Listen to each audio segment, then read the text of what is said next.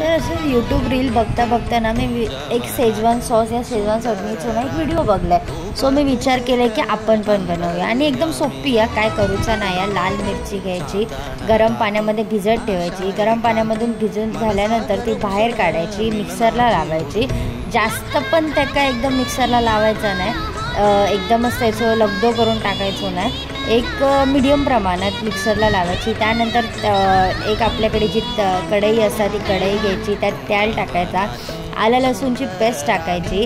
नंतर जी आपण पेस्ट केलेली असो मिरच्यांची, ती मिरच्यांची पेस्ट टाकायची. त्यानंतर मीठ घ्यायचं, आपल्या हव्या तेवढा मीठ त्याच्यावर टाकायचा आणि लिंबू पिळायचं. एक चांगली टेस्ट येतात एका. लिंबू पिळून झाल्यानंतर सगळं मिक्स करून घ्यायचा आणि त्या मिक्सिंग झाल्यानंतर टेस्ट करून बघायची, ती टेस्ट कशी लागतं काय लागतं. कारण की ही चटणी जी असतात ती 1-2 महिने